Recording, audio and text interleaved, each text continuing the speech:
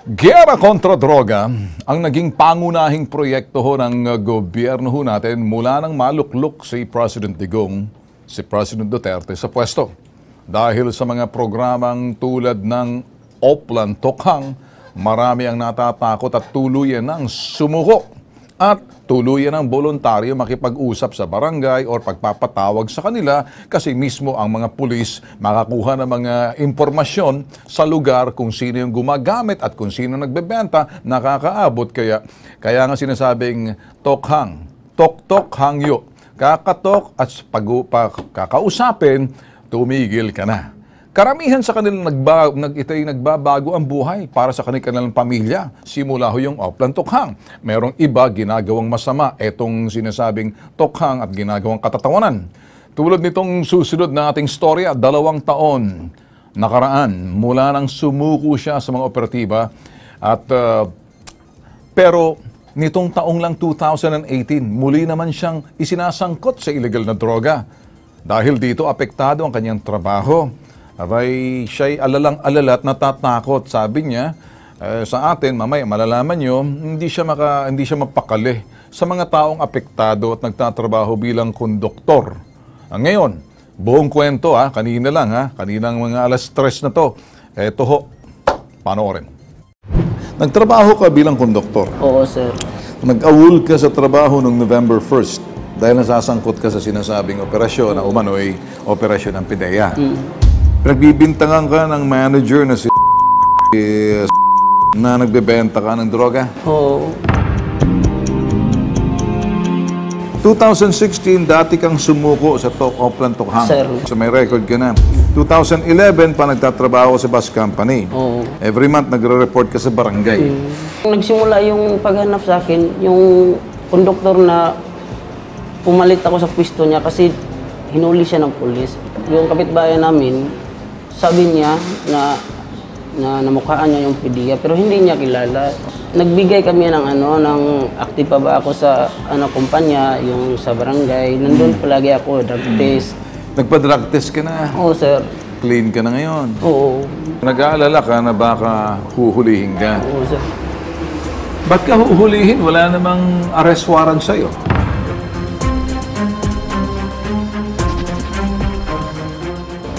Nag-aalala ka, baka plantahan ka. Oo. We call PIDEA. Cut this on. Get this. What is air? Kaya nga ho may bitag kilos pronto. Bitag kilos pronto. Mabilisan ang aksyon. Kanina lang ho alas 3. Kinakailangan naman. Simple lang ho ang kanyang narereklamo sa atin. Hindi natin siya pwedeng pakita si alias Rolly. Alam niyo ho ba, siya'y konduktor. At siya ngayon ay hindi na nakapapasok at nag-awol na natakot siya kasi nga tinuturo na naman siya ng kung sino man doon sa kanilang nagtatrabaho. Ang kanyang ginagawa, reporting to barangay monthly ho siya, na talagang imbitado siya kasi nung naimbita siya in 2016 sa Tokhang at nagpa-drug test siya, okay. Kaya lang natatakot siya dahil yun daw, nag-iimbestiga na raw doon, siguro ito'y chismis, PIDEA raw. Alam ko naman sa mga ganitong sitwasyon, may protocol at may proseso ho ang ating Philippine Drug Enforcement Agency. Sa linya ng ating telepono, yung Public Information Officer, si Director Derek Carion. Magandang gabi ho sa inyo, Director Carion. Yes sir, magandang gabi po on behalf of Director General Aaron Aquino. Unang-una po, hindi naman po tayo nakakuha ng pangalan to establish yung identity nung sinasabi nilang pumunta sa kanyang workplace. Yes sir. Verifying about yung report sa kanya sir. So, we're not sure if that person is indeed a PIDEA or an organic PIDEA personnel or not. And that being said sir, yun na nga po, since he is regularly reporting to the barangay, perhaps he can obtain a document, certification from the barangay officials concerned na siya po ay sumusunod doon sa conditions of yung set under the parameters of yung double barrel wherein yung sa Project Tokhang. Nakasaad po kasi doon sa undertaking that he will regularly report to the barangay officials. In fact, sir, he can even voluntarily, as an option, he can also voluntarily submit to a drug test and show na hindi na po siya gumagamit. Nagpa-drug test ho siya. Nagpa-drug test ka, no? Nagpa-drug test ho siya, sir. At sabi na, wala na hong traces. Ito yung sinasabi niya lang kasi talagang pumunta pa ng Manila. Sir, maganda na pag-uusapan natin, Director, itong mga bagay na ganito. Kasi nagbubukas ito'y kaalaman, impormasyon ay informational, educational na rin doon sa mga programa ng gobyerno na nauukol doon sa sinasabing tukhang o double barrel at sa mga kondisyones. Kaya naman ho kami lumapit lang sa inyo, sir, para naman maibsan yung pangamba nitong pobreng lumapit sa amin, sir. Of course, sir, the Project Tokhang is still part of the Philippine National Police's program or flagship program. Seldom does PIDEA directly participate in this, sir. But as far as we're concerned, hindi naman po trabaho ng PIDEA agent yung tumbukin deliberately ang isang tao, especially kung hindi naman high-value target.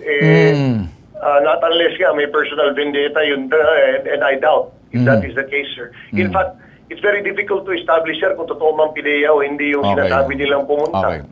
Sir, nandito ho ka sa atin, kasama natin yung pobreng nagre-reklamo, tinatago namin kasi ayaw niya pakita mukha niya. Nationwide ho tayo ng papanood, worldwide.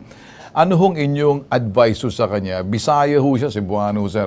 Baka sakaling sa simpleng... Kung makakakuha po siya ng certification ng barangay upang may pinangahawakan po siya, in the unlikely event na meron man kahit sinong member ng law enforcement agency, whether PIDEA or police or any other agency, nasasadyay ng kanyang workplace just to, apparently based on his account, para to unnecessarily harass him just because he has a record of use. Kung talagang makuha po nila yung pangalan ng taong yun, makikipag-ugnayan po ako dun sa regional director ng Region 7 upang malaman natin kung totoo nga miyembro ng aming opisina yun doon sa area na yun o hindi. Okay. Sige, sir. Kami ho'y nagpapasalamat pagtanggap niyo ng ito'y tawag ho namin sa inyo. Thank you, sir. God bless po. Alright. Sige, sa'yo naman, alias Lori, Rolly, huwag ka nang humarap. Okay. Narinig mo si Director Carion. Hindi trabaho ng PIDEA manakot at impormasyon. Yung sa tukhang proyekto ng gobyerno ng PNP ang kumakatok sa mga bahay ninyo. Ikaw mismo kusa nagboluntaryong nagpakita roon. Umaming ka na gumagamit ka ng droga noon. 2016. Simula noon hanggang ngayon, nagpa-drug test ka. Kailan ka huling nagpa-drug test na ginawa ng barangay? Yung sir, yung September at October, sir. September at October. Buwan-buwan ka nagre-report sa barangay ninyo? Oo, sir, kasi... Yun ang kondisyon na para siguro ka. May kapitbahay kami na pulis din, sir. Doon ako umausap sa kanya, sabi niya, report ka sa barangay. Alright. Tinuruan ka naman ng kapitbahay mo. Sige, ganito na lang. Tuturuan na rin kita. Total, ikay voluntaryo, in good faith, ay talagang kusang loob, lumapit ka doon sa sinasabing tukhang. May kondisyon yan. Ay kayo nagpapadrug test, gawin mo lang buwan-buwan. May kapitbahay ka ng pulis, makakatulong sa iyo. Doon sa parting pananakot, maaring ito'y chismis, pananakot lang sa'yo, ikaw naman natakot. Okay, ngayon, ituloy mo lang ang pagpunta sa barangay buwan-buwan. Okay? Pagkatapos, total, nagpa-drug test ka na rin naman, di ba? Malalaman yan, tama? Sir. Alright. Kumuha ka ng certification sa barangay na ikaw okay na nagre-report ka. Sapat na yun, yung sinasabing certification. Lapitan mo yung pulis na kasama doon sa kapitbahay mo, sabihin mo nang galing ka na sa amin.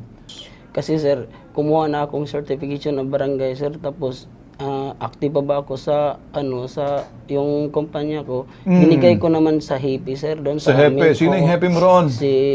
Yung apelido ko lang na sorry, sir. Okay, ganito. Babalik ka, gawin mo lang. Magbadala kami ng letter. Sigurado, basta't walang info-reference sa'yo. Alam mo ibig sabihin ng info-reference?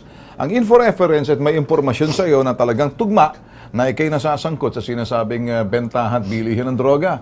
Pero hindi ka na gumagamit. May mga taong hindi gumagamit, pero sangkot pa rin sa sinasabing bentahan. Di ba? O di naman kaya, ikaw yung sinasabing broker na kung saan bibili, hindi ka nga gumagamit. Pero siguraduhin mo lang, ganun ha? Kasi kung hindi, ipiting ka rin namin.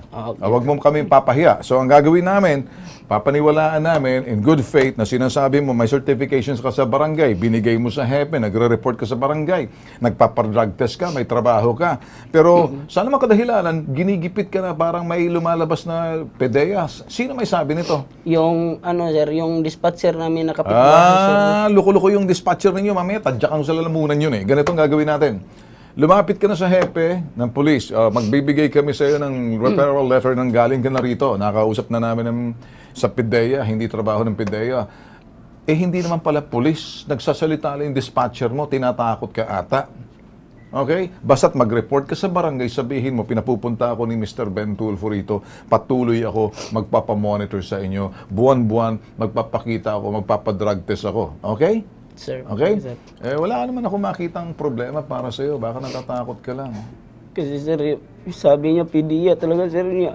Hindi nga trabaho ng PIDEA ang pumunta sa mga taong kapareho sa inyo. Ang info reference ay mga impormasyon na binavalidate.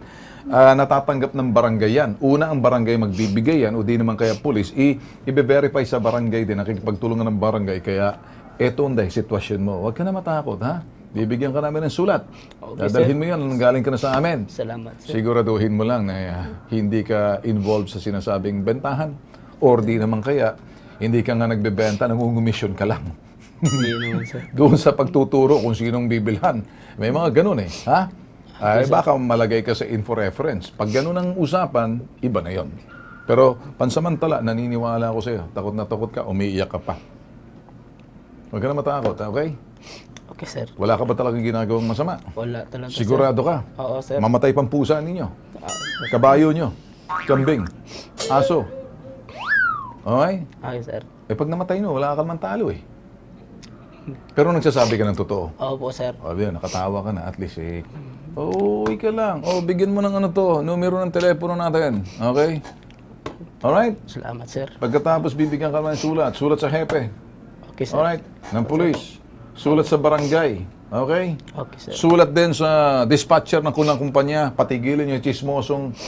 Ano ba yung ano na yun? Ano ba yun? Lalaki ba yun o lalaki? Lalaki sir. Lalaki Sigurado ka? lalaki sir. Oo sir. Laki. Laki sir. Anong laki? Ay, hindi. Okay. Sige. Kala ko kung anong laki yan. Sige, okay na. Relax ka na ha. Okay sir. Okay, good na tayo. Okay, sir. Hindi ka na kinakabahan. Hindi na po sir. Ha? Hindi na po sir. Good. Okay, ganun.